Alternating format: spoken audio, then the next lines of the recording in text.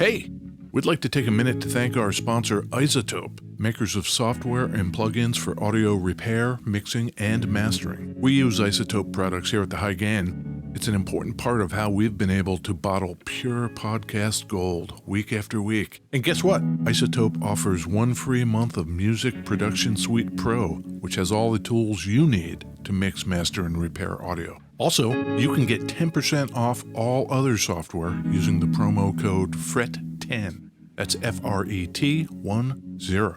All of this is at isotope.com, izotope.com.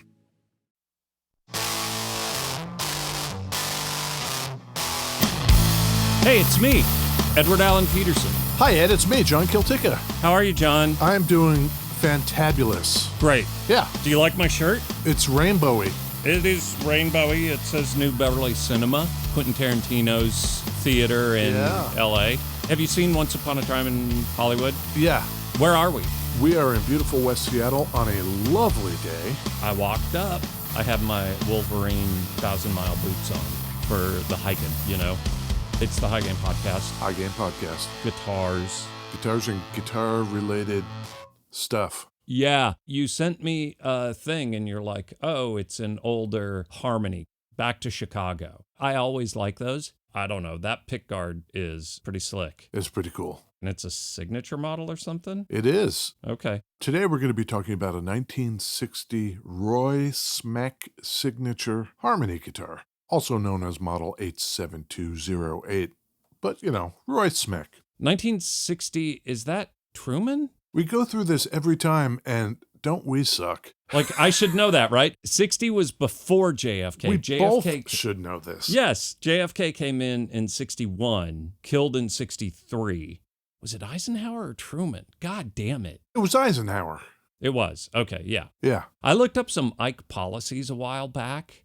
That dude would be crucified today as the most socialist leader in the country. If Biden pushed Eisenhower's policies, the right would go nuts. Interstate highway system? What are you, a communist? Right. Surprise, the system works.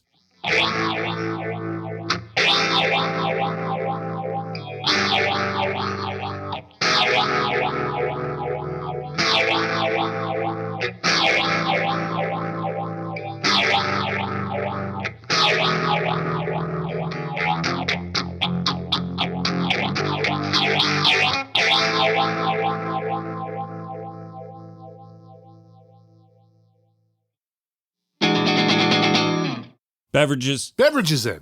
You got a lot of phasey, wah-y, tremolo-y kind of stuff going on over there. Yeah, I doubled up the Spaceman action. I love the colors. I've got the Delta 2 harmonic tremolo. Yeah. And the Explorer 6-stage phaser. What are you drinking, Ed? I got coffee in a crow mug. Of course you do. Yeah. The tree in our backyard. Yeah. It's a hemlock tree. Mm-hmm. This year, yeah, there's a crow nest. How big are crow nests? Big. Big. 3-4 feet around. Have you ever seen a picture of an eagle's nest? Massive. Yeah, it's like that. Big branches and so stuff. We can watch them hopping around up there, getting mad at anything that comes near it. That's great. Crow. Crows are super fun. There's your crow update. I love crows. I love crow mugs. I have black coffee too. Yeah? But you've got something else there. Yeah, I've got one of those Athletic Brewing, the blue one. Yeah. I've settled on the blue one. I kind of bounce around, try them all. Blue's my jam. Run Wild, IPA. What's your bottle? Cock and Bull. Oh, you love those. Ginger beer. Our good friends Jan and crew up at Orca Beverages. That's right. This is an Orca beverage. Yeah. Since 1946, the extra ginger. Because you know I like the bite of a ginger. Love ginger. Every time you have that and you drink it out of the bottle like you're doing right now, yeah, I always think you should have that Moscow Mule copper mug. Don't you have a copper mug somewhere? I don't think so. Wouldn't that be cool? That would be pretty cool. Yeah. Who's this guy? Ray something? Roy Smeck. Roy Smeck? Smeck.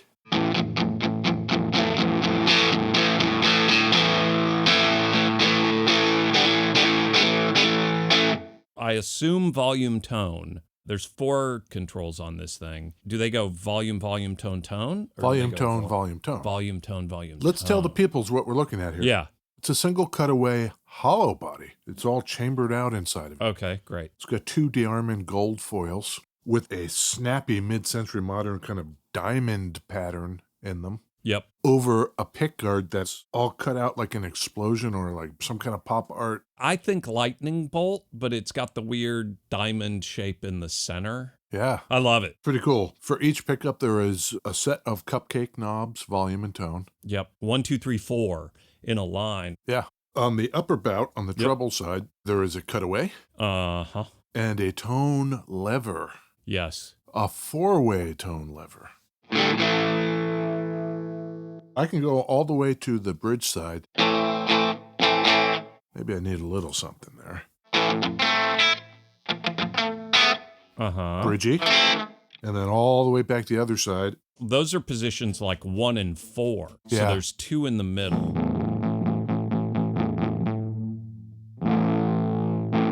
In phase and out of phase. No. No. There's your middle. So if you go to 3, it's like additional tone sculpting. It routes it through some capacitors or something, presumably. Use your tone to just dial in. Is that just the neck? It's both. Turn down the volume on the bridge. Now turn the volume up on the bridge. Oh, you might be right. Yeah. Yep, it must be the neck. Adds additional tone circuitry to the neck. Aren't you glad when we discover the scientific principle? Yep. You formed a hypothesis. Yes. We experimented. Mm-hmm. We're not about confirmation bias here. No. We go where the facts lead. Yeah, you actually turn some controls to verify. Sometimes I get overly proud of myself that I can hear it, you know? Yeah, that was awesome. Some Ed ears. We got all scientific. Yep. I'm not invested in the right or the wrong. I'm a scientist. I love it. Errata. This is where we revisit stuff we didn't know in prior episodes. Great. We've been doing grandpa guitars. We've done a couple in the last several weeks. Yeah. And every time we do that, we talk about the upper bout and the lower bout. If you're looking at a guitar as if at a person, the upper bout constitutes the shoulders. The lower bout might constitute the hips. And in between is the waist. In conversation, I think we were wondering, where does that come from? Bout. I found out. Okay. It is from Old English. Yeah. Approximately the 1540s. Ooh. To describe a roundabout way of ending up somewhere or a gentle bend. Say you're plowing a field and you get to the end of the row and you got to turn around and come back. That turnaround would have been called the bout. In our time, we just say about, but it doesn't really mean the same thing anymore. But back then, when it meant a curve or a gentle curve, that makes sense when you think about guitars. Okay. The upper curve and the lower curve, you might say. That's the fact. Yeah. Bout 1540s. Old English. Yeah. When did it turn from bout like a gentle curve or turning around into like boxers? Yeah. Bout. A boxing bout? You've never heard that? Nope. Couple guys like us. Yeah. Not linguists. Yeah. But still, dropping facts. What do you know about our man Leroy Smeck? Nothing. Seeing the name on the guitar is the first time I've seen the name. Our man Roy. Yeah. Born in 1900 in Reading, Pennsylvania. So he's 123 years old today? Well, he would be. Oh, no. What happened? We lost him in 1994. Okay. That's still a good run. Very good run. Roy died peacefully in his sleep. I love these stories. In New York City. New York City. Yeah. Did he fight in WW1? No. WW2? No, I guess he was in between. Hit that sweet spot on the age. I watched this strange documentary about World War I that was interviews with British soldiers. Sure. Audio interviews, and then they animated it with archival footage. And these guys were talking about how they entered into the service. How old are you? I'm 15. Well, you need to be 18. Oh, I'm 18. Okay, get in line. Yep. You got to have the mindset that you're 15 and want to go into war. probably you're far more likely to want to do that when it's on your doorstep. Maybe you don't want... Wilhelm marching in. Oh my God. I saw an article this last week. Do that again. The Wilhelm scream? Yeah. Yeah. Dude was handed stacks and stacks of recordings to archive that were just going to go in the dump. And the guy starts pulling them out and he hears that. The original recording on tape. Did you listen to the whole thing? Yeah. The first one he actually says like, ow. And the guy's like, no, just a scream. And then you get that Wilhelm scream. Yeah. Wild. The guy who did the Wilhelm scream was kind of a character actor, but do you know what his claim to fame ended up being? The Wilhelm scream? Besides that? No. Do you know that song, that novelty song, One-Eyed, Two One horn, Purple one eye, People one horn, Eater? Yeah, Whatever that is. Purple People Eater? Yeah, he wrote that. That's his. Oh, man. The Wilhelm guy. That's great. I guess when that Wilhelm money stopped coming in. Yeah. Yeah, he had to do something. Right.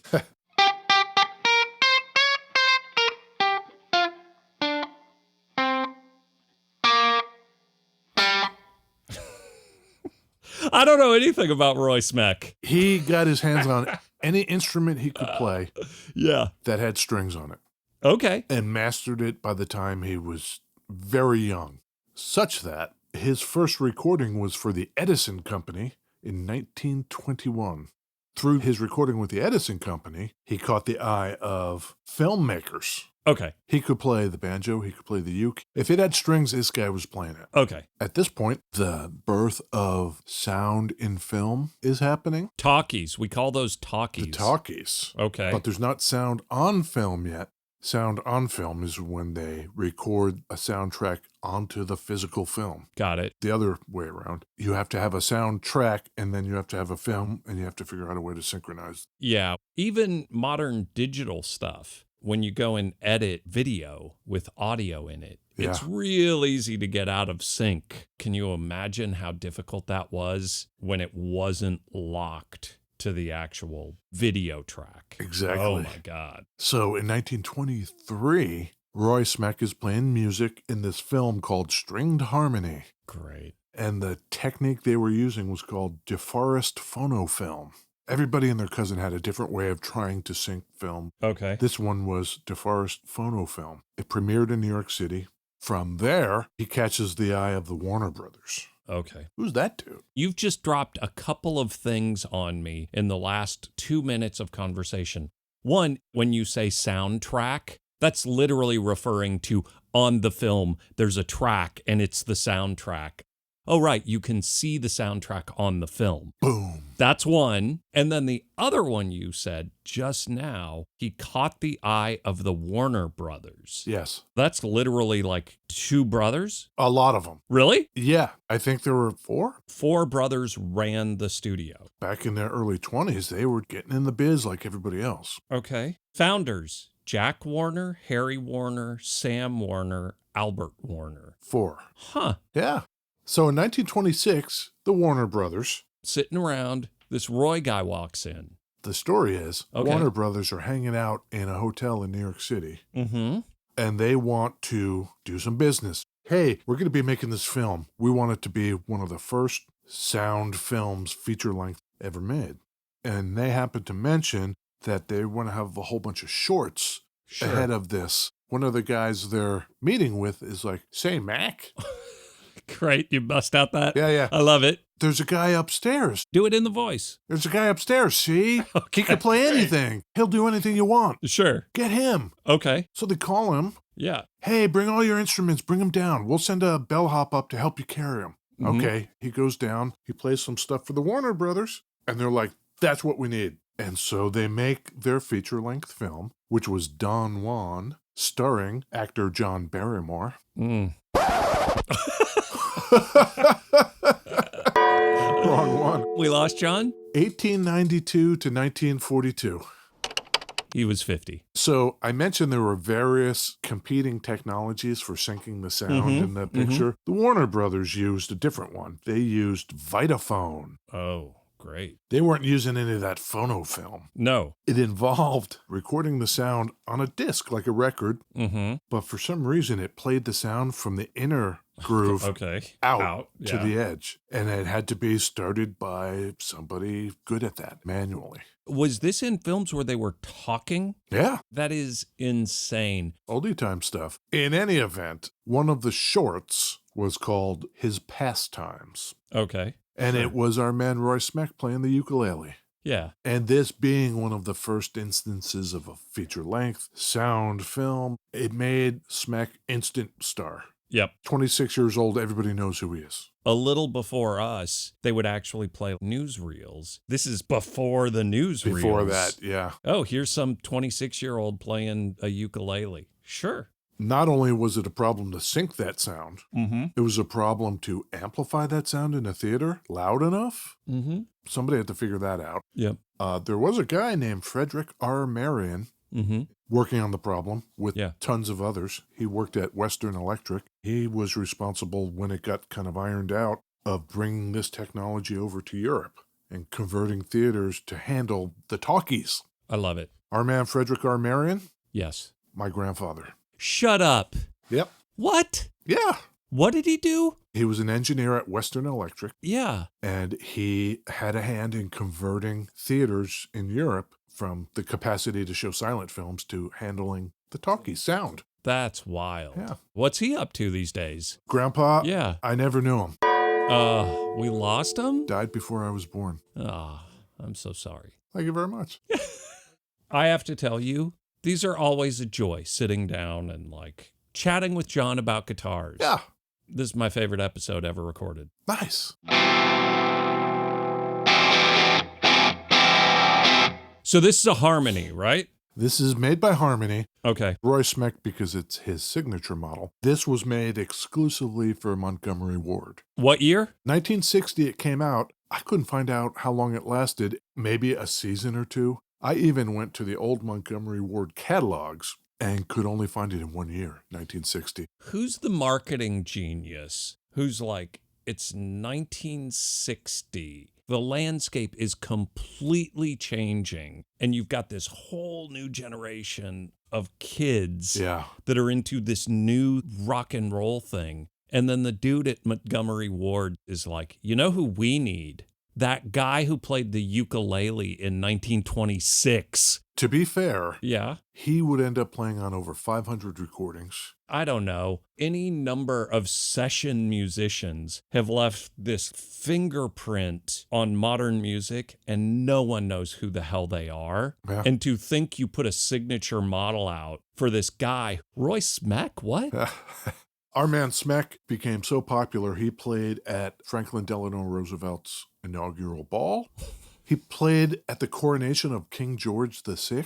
This is what I'm saying. Make a signature model for this guy who was playing for FDR in the 30s. This is not the first one. There were Roy Smeck ukuleles back in the 20s. That makes more sense to me. And if you look up Roy Smeck guitar, yeah, there are acoustics, there are jazz boxes, there are things like this. Harmony made many models, and before they did, Gibson did. Maybe I'm just putting, I've never heard of this guy, therefore no one in 1960 has heard of this guy. How very unscientific of you. Yeah, exactly. Sample size of 1. No one's heard of Roy Smeck, ever.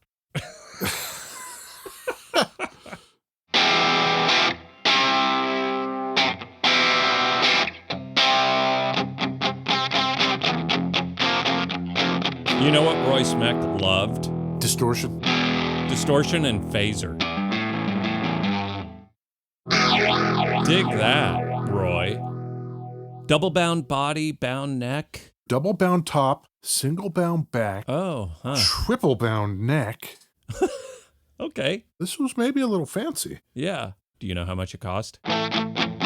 I do. I was just going to say, I bet this thing cost $14.95 when it came out. In 1960? I know. Yeah. But I bet it was under $100. $98? 89. Ugh. Not bad. Montgomery Ward, it should have been $15. Maple laminate top, back and sides. You're not getting that for that money today. But they were made more or less by hand. But there are modern boutique dudes who are making guitars very similar to this guitar, Yeah? and you cannot touch them for under $3,000. Yeah. Easy. I think so. And I should say that our 1981 overdrive pedal is at minimum. Yeah.